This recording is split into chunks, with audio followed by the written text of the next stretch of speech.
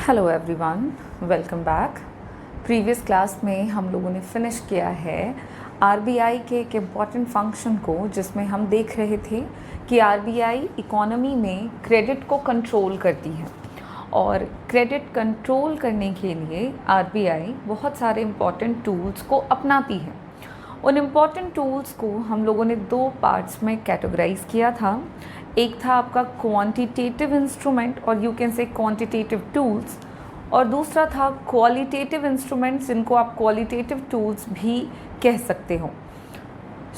इन दोनों से कैसे आरबीआई क्रेडिट कंट्रोल करती है हम ये डिस्कस कर रहे हैं, और इनमें से क्वांटिटेटिव इंस्ट्रूमेंट्स की मदद से आरबीआई इकोनॉमी में क्वांटिटी सप्लाई जो है मनी की, उसको कंट्रोल करती है। बढ़ी हुई है तो घटाती है, और अगर कम है इकोनॉमी में सप्लाई ऑफ मनी तो उसको बढ़ाती भी है। ये घटाने और बढ़ाने का जो काम है, पैसों की क्वांटिटी को, मनी की क्वांटिटी को, वो आरबीआई अपने क्वांटिटेटिव टूल्स के तहत 3 इम्पॉर्टेंट स्टेप्स की मदद से पूरा करती है, जिसमें से एक हमने डिस्कस किया बैंक रेट, दूसरा हम लोगों ने देखा था ओपन मार्केट ऑपरेशंस, और थर्ड में हम लोगों ने देखा था लीगल रिजर्व रिक्वायरमेंट्स। इन तीनों को कैसे आरबीआई यूज़ करके मनी सप्लाई की क्वांटिटी को कंट्रोल करती है, घटाती या बढ़ाती है, ये सारी बातें हम लोगों ने प्रीवियस क्लास तक कंप्लीट कर लिया है। आज के क्लास में बात करने वाले हैं कि आरबीआई जो मनी सप्लाई को कंट्रोल करती है उसके लिए वो क्वालिटेटिव इंस्ट्रूमेंट्स का भी इस्तेमाल करती है। तो क्या है ये क्वालिटेटिव इंस्ट्रूमेंट्स, कैसे इसकी मदद से भी क्वांटिटी सप्लाई ऑफ मनी को कंट्रोल किया जाता है, in case of less money supply increase होता है, और in case of more money supply को डिक्रीज़ किया जाता है। ये सारी बातें हम लोग आज के क्लास से शुरू करेंगे। तो चलिए हम बात कर रहे हैं क्वालिटेटिव मेजर्स के बारे में।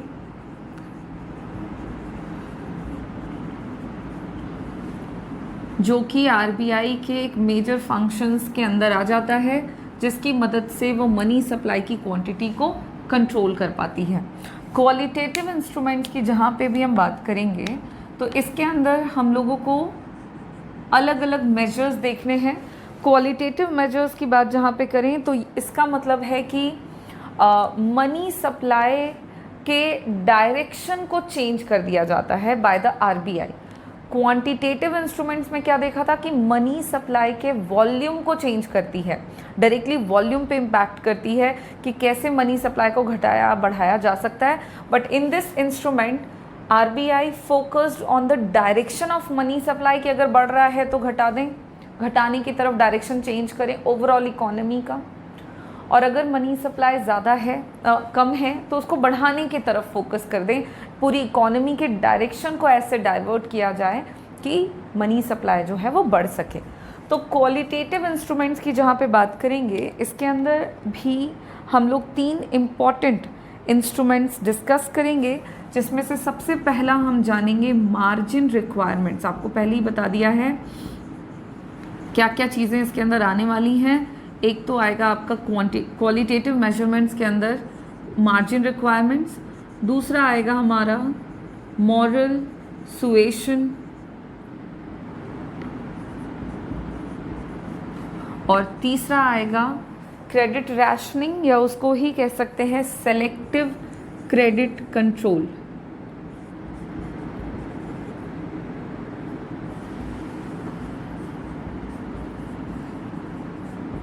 सेलेक्टिव क्रेडिट कंट्रोल, ये 3 इम्पॉर्टेंट स्टेप्स हैं क्वालिटेटिव इंस्ट्रूमेंट्स के अंदर आने वाले, जिनका इस्तेमाल करके आरबीआई मनी सप्लाई को कंट्रोल करती है।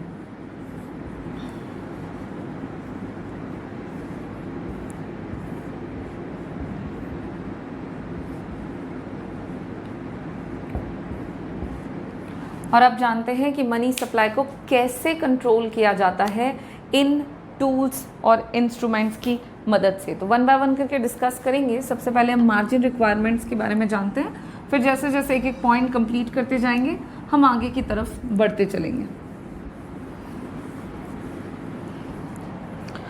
सबसे पहले तो हमें ये जानना होगा कि मार्जिन रिक्वायरमेंट्स होता क्या है, what is the margin requirement. It is very simple. सबसे पहले तो इसके मीनिंग को लिख लेते हैं, देन हम इसको डिस्कस करेंगे with an example. So margin requirement basically आपका एक डिफरेंस होता है, इट इज़ द डिफरेंस, ये अंतर है। अब ये किसका अंतर है, डिफरेंस बिटवीन, किस चीज़ का ये डिफरेंस है, तो it is a difference between the amount of loan, the amount of loan and market value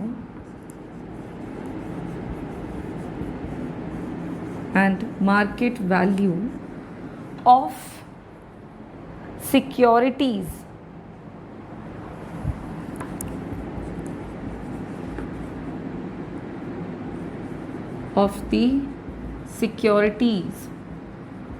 offered by borrower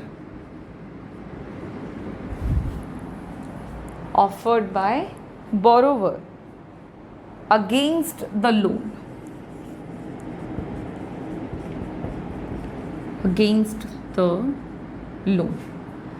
क्या है मार्जिन रिक्वायरमेंट्स, देखो ज़रा ध्यान से, ये अंतर है, डिफरेंस है। किस चीज़ का ये डिफरेंस है, तो it is a difference between the amount of loan, जो भी लोन लिया जाता है किससे, कमर्शियल बैंक से। कौन ले रहा है, जनरल पब्लिक।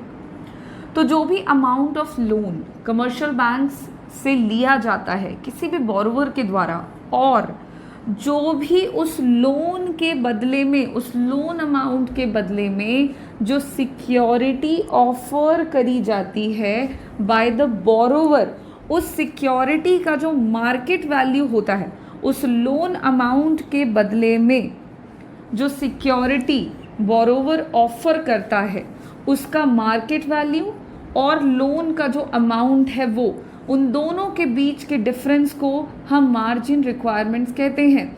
अब यहाँ पे मार्जिन रिक्वायरमेंट का मतलब तो भाई क्लियर हो गया कि ये अंतर को बतला रहा है। किसके अंतर को बता रहा है, तो जो भी लोन हम ले रहे हैं बैंक से, लोन अमाउंट हम जो भी मान लेते हैं बैंक से, उस लोन अमाउंट को और उस लोन अमाउंट के बदले में जो भी सिक्योरिटी हम बैंक में रखते हैं, उन दोनों के अंतर को मार्जिन रिक्वायरमेंट कहते हैं। एग्जाम्पल की बात अगर हम करें तो सपोज कीजिए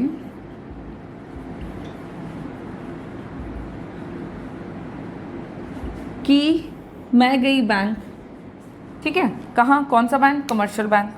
कमर्शियल बैंक को मैंने कहा कि मुझे लोन चाहिए। कमर्शियल बैंक के पास मैं गई और मैंने कहा मुझे लोन चाहिए। कमर्शियल बैंक ने पूछा कितने का लोन चाहिए, मैंने कहा मुझे 10 करोड़ का लोन चाहिए, ठीक है। अब 10 करोड़ का मैंने लोन डिमांड किया है कमर्शियल बैंक से, लोन मैं लेना चाह रही हूँ।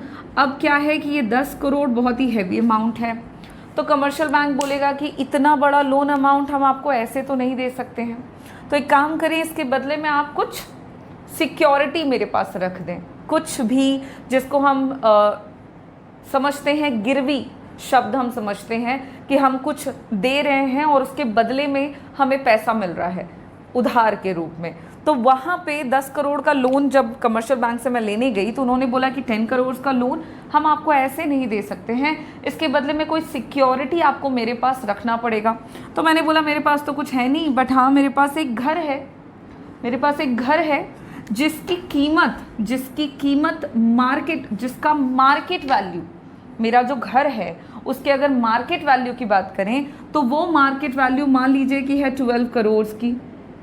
ये मैंने बैंक को बोला, बैंक ने बोला अच्छा ठीक है, एक काम करो 10 करोड़ का लोन आपको हम दे देंगे, लेकिन उसके बदले में जो आपका हाउस है, आपका जो घर है, उसको एज सिक्योरिटी आप मेरे पास क्या करें, गिरवी रख दें, उसको एज सिक्योरिटी मेरे पास रख दें। घर के कागजात, घर नहीं ले जाके बैंक रख सकते हैं, ठीक है, तो घर के कागजात आप मेरे पास रख दो, उसके बदले में 10 करोड़ रुपए आपको मिल जाएंगे।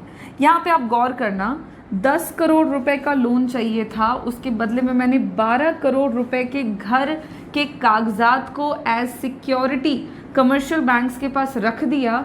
अब यहाँ पे डिफरेंस कितने का आ रहा है, जितना मैंने, ये क्या हुआ, ये है लोन अमाउंट, इतना का मुझे लोन चाहिए, है ना, this is the loan amount, and 12 crore क्या है, 12 crore is the market value.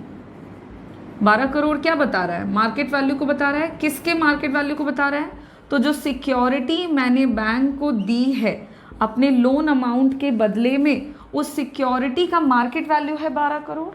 ठीक है, मार्जिन रिक्वायरमेंट क्या बोलता है कि ये क्या है, तो ये डिफरेंस है किसका, अमाउंट ऑफ लोन का और लोन के बदले में जो सिक्योरिटी ऑफर करी जाती है बोरोवर के द्वारा, उसके मार्केट वैल्यू के बीच में। अब यहाँ पे देखो तो मैंने लोन अमाउंट के लिए बोला 10 करोड़ और उसके बदले में जो सिक्योरिटी मैंने बोरोवर के तौर पर बैंक को ऑफर करी है उसका मार्केट वैल्यू है 12 crore. Now the difference between the 10 crore और 12 करोड़ इज हियर 2 करोड़। ये 2 करोड़ जो है इसी को हम मार्जिन रिक्वायरमेंट्स कहेंगे। समझ में आया? This is your margin requirements. What is it? It is a difference between the loan amount of loan and the market value of security offered by the borrower against the loan. Loan के बदले में कोई भी security जो भी हम offer कर रहे हैं बैंक को, उसका जो मार्केट वैल्यू होगा और हमने जो लोन अमाउंट लिया हुआ है, उन दोनों के बीच का जो भी डिफरेंस होगा, that is the margin requirement. Now it is clear. Then अब हम लोग ये समझेंगे कि कैसे मार्जिन रिक्वायरमेंट की मदद से आरबीआई जो है वो देश में मनी सप्लाई को कंट्रोल करती है. हमारा एक्चुअली टॉपिक यही है कि मार्जिन रिक्वायरमेंट हेल्प करता है to control supply of money in the economy. अर्थव्यवस्था में सप्लाई ऑफ मनी को कंट्रोल करने के लिए इसी मार्जिन रिक्वायरमेंट का इस्तेमाल करते हैं. कौन? आरबीआई. अब कैसे ये मनी सप्लाई को कंट्रोल करने में हेल्प करता है, चलिए इस बात को भी हम ज़रा समझ लें. इसको हम 2 तरीके से समझ सकते हैं. एक तो मनी सप्लाई को घटाना है तब, और दूसरा अगर मनी सप्लाई बढ़ाना है तो. ठीक है, अब अगर मनी सप्लाई को मान लो सबसे पहले इंक्रीज करना है, इकोनॉमी में सप्लाई ऑफ मनी को आरबीआई बढ़ाना चाहती है, तो सप्लाई ऑफ मनी को बढ़ाने के लिए क्या करेगी आरबीआई, इस मार्जिन रिक्वायरमेंट को. अच्छा देखो, 10 करोड़ था लोन अमाउंट और 12 करोड़ था हमारा सिक्योरिटी का मार्केट वैल्यू, और 2 करोड़ आ रहा था डिफरेंस, विच मीन्स कि यहाँ मार्जिन रिक्वायरमेंट है 20%. सपोज करो तो 20% मार्जिन रिक्वायरमेंट रखा हुआ है कमर्शियल बैंक्स ने. अब आरबीआई को अगर देश में सप्लाई ऑफ मनी को बढ़ाना है तो इस केस में वो क्या करेगी कि जो मार्जिन रिक्वायरमेंट्स है इसको वो घटा देगी. इस मार्जिन रिक्वायरमेंट्स के साथ वो 2 तरह का काम कर सकती है. एक तो मार्जिन रिक्वायरमेंट्स को घटा सकती है, कम कर दे, और दूसरा मार्जिन रिक्वायरमेंट्स को वो बढ़ा सकती है, बढ़ा भी सकती है. ठीक है, कि भाई मान लो कि घटा रही है. हम पहला केस देखते हैं कि 20% था मार्जिन रिक्वायरमेंट, सपोज कर रहे हैं, तो हम इसी एग्जाम्पल को कंटिन्यू करते हैं. अब बैंक ने क्या बोला, आरबीआई ने क्या बोला कि आप मार्जिन रिक्वायरमेंट्स को सारे कमर्शियल बैंक्स को डायरेक्ट करा कि आप उसको कम कर दो, घटा दो, सो दैट कि पहले आपको 10 करोड़ के लोन पर 12 करोड़ का security market value of security जो है वो रखना पड़ता था. लेकिन अब क्या हो गया है कि मार्जिन रिक्वायरमेंट्स को घटा दिया है, तो इस केस में क्या होगा कि 10 करोड़ का लोन चाहिए तो 11 करोड़ का ही कोई सिक्योरिटी वैल्यू जो है वो आपको बैंक के पास गिरवी रखना पड़ेगा. अब यहाँ पे क्या हुआ है कि डिफरेंस जो है लोन अमाउंट का और सिक्योरिटीज़ के मार्केट वैल्यू का वो घटा दिया गया है. इस स्थिति में क्या होगा कि मार्जिन वैल्यू अगर मार्जिन रिक्वायरमेंट्स अगर घटता है तो लोग इंस्पायर होते हैं ज़्यादा से ज़्यादा लोन लेने के लिए, क्योंकि अब लोगों को लग रहा है कि ठीक है लोन जो है वो लेना सस्ता हो गया है, कम ही पैसा गिरवी रखेंगे, कम ही मार्केट वैल्यू के सिक्योरिटी को अगर गिरवी रखते हैं तो उससे हमको लोन अमाउंट आसानी से मिल जाएगा. तो इस केस में क्या होगा कि लोन अमाउंट जो है वो बढ़ेगा. कब? मार्जिन रिक्वायरमेंट जब घटा तब. और लोन जब ज़्यादा लिया जाएगा पब्लिक के द्वारा तो जो सप्लाई ऑफ मनी होगा इकोनॉमी में वो बढ़ेगा, बिकॉज लोन हम ही ले रहे हैं, हम इकोनॉमी के पार्ट हैं, हम इकोनॉमी में ही लोन लेकर इकोनॉमी में ही खर्च करेंगे या इन्वेस्ट करेंगे। तो हम चूंकि इकोनॉमी के पार्ट हैं और हमने इकोनॉमी में ही पैसा बढ़ाना और घटाना है। इन दिस केस अगर मार्जिन रिक्वायरमेंट्स कम हो गया है, घट जाता है, तो लोग लोन ज़्यादा लेंगे और लोग जितना ज़्यादा लोन लेंगे सप्लाई ऑफ मनी उतना ज़्यादा बढ़ेगा। तो अगर सप्लाई ऑफ मनी को इंक्रीज़ कराना है तो जो मार्जिन रिक्वायरमेंट्स होता है उसको आरबीआई क्या करती है, घटा देती है। मार्जिन रिक्वायरमेंट्स को घटा दिया जाता है। जो भी मार्जिन रिक्वायरमेंट्स है उससे उसके परसेंटेज को, उसके डिफरेंस को कम कर दिया जाता है। समझ में आया क्यों? क्योंकि मार्जिन रिक्वायरमेंट जितना कम रहेगा लोग उतना ज़्यादा इंस्पायर्ड होंगे फॉर मोर एंड मोर बोरो और लेंडिंग, जिसकी वजह से वो ज़्यादा लोन लेंगे। लोन जितना ज़्यादा लेंगे सप्लाई ऑफ मनी इकोनॉमी में उतना ज़्यादा होगा। ऑन दी अदर हैंड अगर आरबीआई को सप्लाई ऑफ मनी को घटाना हो अर्थव्यवस्था से, उनको पैसों की क्वांटिटी को मान लीजिए कि कम करना है, तो अगर डिक्रीज करना है सप्लाई ऑफ मनी को तो सेकेंड कंडीशन हो सकता है दैट इज़ कि मार्जिन रिक्वायरमेंट्स को बढ़ा दिया जाएगा। 20% था मान लो, अब चाहती है आरबीआई के देश में बहुत ज़्यादा पैसों की क्वांटिटी बढ़ चुकी है, लोग बहुत ज़्यादा सप्लाई मनी कर रहे हैं, इकोनॉमी में सप्लाई ऑफ मनी की क्वांटिटी बहुत ज़्यादा बढ़ चुकी है, जिससे कि इकोनॉमी में इन्फ्लेशन आ गया है। ये भी हमने ऑलरेडी डिस्कस किया हुआ है कि इन्फ्लेशन वगैरह की स्थिति क्या होती है। तो अगर सप्लाई ऑफ मनी बहुत ज़्यादा बढ़ जाती है तो देश में इन्फ्लेशन आ जाता है, ठीक है। तो अब और अगर सप्लाई ऑफ मनी कम है तो उस केस में क्या होता है, देश में डिफ्लेशन आ जाता है। इन्फ्लेशन और डिफ्लेशन दोनों को कंट्रोल आरबीआई ही कर रही है और वही कर भी सकती है, इसी को हम सप्लाई ऑफ मनी भी कहते हैं। तो मान लीजिए कि देश में सप्लाई ऑफ मनी बढ़ा हुआ है, तो इस केस में आरबीआई क्या करेगी, मार्जिन रिक्वायरमेंट्स को बढ़ा देगी। पहले था कि आपको 20% मार्जिन रिक्वायरमेंट रखना पड़ता तब आपको लोन मिलता, ठीक है। अब आपको क्या करना पड़ेगा, अब मान लीजिए मार्जिन रिक्वायरमेंट्स बढ़ा के 20% से हो गया 40%। इस केस में अगर आपको 10 करोड़ का लोन चाहिए तो फिर आपको 14 करोड़ जो है उस अमाउंट की सिक्योरिटी को गिरवी रखना पड़ेगा। अब इस केस में लोन लेना जो है वो थोड़ा महंगा पड़ रहा है, क्योंकि आपको जितना लोन चाहिए उसके लिए अब आपको उससे भी ज़्यादा वैल्यू की सिक्योरिटी को बैंक के पास जमा कराना होगा।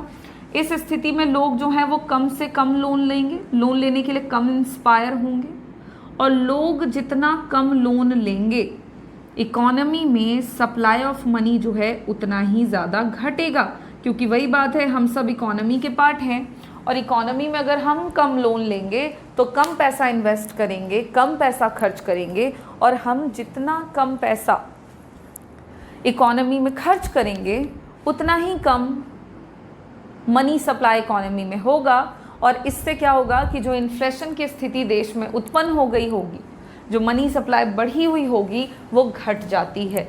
सो आरबीआई को अगर सप्लाई ऑफ मनी को घटाना है तो वो क्या करते हैं, वो करते ये हैं कि इस मार्जिन रिक्वायरमेंट्स को बढ़ाने का ऑर्डर दे देते हैं। किन्हें, कमर्शियल बैंक्स को। उन्हें वो कहते हैं कि भाई आप सारे अपने मार्जिन रिक्वायरमेंट्स को बढ़ा दें सो दैट कि लोन लेना महंगा हो जाए, लोग कम से कम लोन लें, और जितना कम लोन लेंगे उतना ही कम सप्लाई ऑफ मनी इकोनॉमी में होगा। और इस तरह से मार्जिन रिक्वायरमेंट्स जो होता है वो लोगों के लोन लेने की कैपेसिटी को इम्पैक्ट करता है, उनके लोन लेने के डायरेक्शन को चेंज कर देता है, क्रेडिट क्रिएशन को चेंज करता है, उनके डायरेक्शन को, और इस तरह से इकोनॉमी में सप्लाई ऑफ मनी जो है उसे कंट्रोल किया जाता है। So this is the margin requirements, जिसकी मदद से आरबीआई जो है वो अपने क्वालिटेटिव इंस्ट्रूमेंट्स के तहत देश में मनी सप्लाई को कंट्रोल करती है, और यू कैन से क्रेडिट को कंट्रोल करती है। क्या है ये मार्जिन रिक्वायरमेंट्स, तो एक बार फटाफट से हम क्विकली रिवाइज कर लें इसको। देखो बहुत कॉम्प्लेक्स नहीं है ये टॉपिक, बट आपको ज़रा ध्यान से इसको पढ़ना और समझना पड़ेगा। मार्जिन रिक्वायरमेंट्स क्वालिटेटिव इंस्ट्रूमेंट्स के अंदर आता है, जो कि मनी सप्लाई के वॉल्यूम को डायरेक्टली इम्पैक्ट ना करके उसके डायरेक्शन को इम्पैक्ट करता है। ओके, मार्जिन रिक्वायरमेंट्स डिफरेंस होता है अमाउंट ऑफ लोन और जो सिक्योरिटी उस लोन के बदले में बोरोवर बैंक को देता है उसके मार्केट वैल्यू के बीच में। मार्जिन रिक्वायरमेंट जो है वो आपके मनी सप्लाई को कंट्रोल करने में हेल्प करता है। अगर देश में सप्लाई ऑफ मनी अधिक है तो मार्जिन रिक्वायरमेंट्स को कम कर दिया जाएगा, जिससे कि लोग ज़्यादा से ज़्यादा पैसा बोरो करेंगे और जितना ज़्यादा पैसा बोरो किया जाएगा उतना ही ज़्यादा सप्लाई ऑफ मनी इकोनॉमी में बढ़ेगा। और इस तरह से सप्लाई ऑफ मनी को आरबीआई बढ़ाती है by reducing margin requirement. On the other hand, अगर सप्लाई ऑफ मनी को घटाना है तो आरबीआई क्या करती है कि इसी मार्जिन रिक्वायरमेंट्स को बढ़ा देती है, और इसको बढ़ाने से लोग जो हैं वो कम से कम लोन लेते हैं और इससे सप्लाई ऑफ मनी जो है वो इकोनॉमी में घटता है। एंड ओवरऑल देश में अगर बात करें सप्लाई ऑफ मनी को कंट्रोल करने के लिए मार्जिन रिक्वायरमेंट्स का इस्तेमाल आरबीआई कुछ इस तरह से करते हैं। ये पहला क्वालिटेटिव इंस्ट्रूमेंट्स आज हम लोगों ने डिस्कस कर लिया है। अब इसके बाद हम हमारे नेक्स्ट क्लास में क्वालिटेटिव इंस्ट्रूमेंट्स के अंदर ही नेक्स्ट इंस्ट्रूमेंट को डिस्कस करेंगे, जो कि प्रोबेबली हमारा मॉरल सुएशन रहेगा, क्या है वो, और उसके बाद और जो हमारे रैशनिंग ऑफ क्रेडिट एक और मेथड है क्वालिटेटिव इंस्ट्रूमेंट्स के अंदर ही, हम वो दोनों हमारे नेक्स्ट क्लास में डिस्कस करेंगे। आज के क्लास को मार्जिन रिक्वायरमेंट्स के कॉन्सेप्ट और उसके फंक्शन के साथ हम फिनिश करते हैं। Thank you.